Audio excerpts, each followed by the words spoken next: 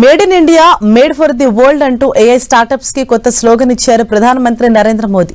దేశంలోని top AI startup సీఈఓలతో ప్రత్యేకంగా సమావేశమైన ప్రధాని మనం తయారు చేసే ఏఐ మోడల్స్ నైతికతతో ఎలాంటి వివక్ష లేని పారదర్శకంగా ఉండాలంటూ దిశానిర్దేశం చేశారు. దేశంలో ఏఐ రెవల్యూషన్ ఓ రేంజ్ లో ఉందని లింక్డ్ఇన్ లాంటి సంస్థలు చెప్తున్న వేళ ప్రధానమంత్రి స్టార్టప్స్ కంపెనీ అధినేతలతో సమావేశం ప్రాధాన్యత సంతరించుకుంది.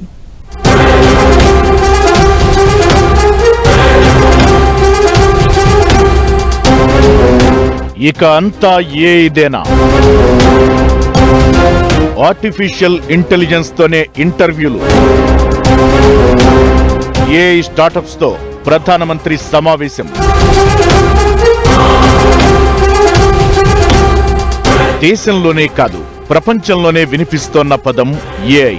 విశ్వవ్యాప్తంగా ఈ ట్రెండ్ విస్తరించడంతో ఈ రంగంలో ఉద్యోగాలు పెరిగిపోయాయంటారు. ఓవైపు ఏఐతో జాబ్స్ ఊడుతున్నాయనే సమాచారం ఉన్నా అవే ఏఐ టూల్స్ ని వాడుకుంటూ చక్కని ఉద్యోగాలను సాధిస్తున్నట్లు సర్వేలు వస్తున్నాయి.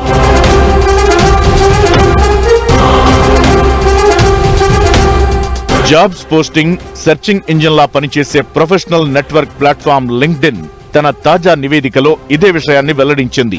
లింక్డ్ఇన్ వెల్లడి ప్రకారం మన దేశంలో ఉద్యోగాన్వేషణ తీరు వేగంగా మారిపోతోంది.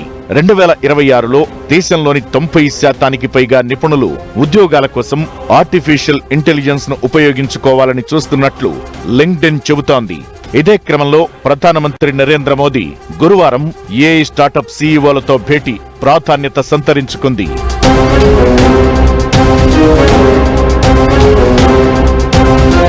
ప్రధానమంత్రి నరేంద్ర మోదీ ఈ సందర్భంగా మన AI model made in India made for world లా ఉండాలంటూ సూచించారు.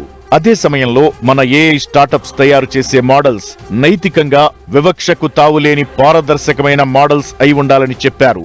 స్వతంత్రంగా ప్రాంతీయ భాషల్లో వాడేలా ఈ మోడల్స్ ఉండాలని కూడా మోదీ స్టార్టప్స్ కి చెప్పారు. ఈ సమావేశంలో ప్రముఖ స్టార్టప్ సీఈఓలు ఈ రంగం చాలా ఫాస్ట్ గా గ్రో అవుతోందని, అదే క్రమంలో మన ఇండియన్ బిజినెస్ అవకాశాలు కూడా భారీ ఎత్తున ఉన్నట్లు చెప్పారు. అంతేకాదు ప్రపంచ స్థాయి కంపెనీలు కూడా మన దేశం వైపే చూస్తున్నట్టు తెలిపారు.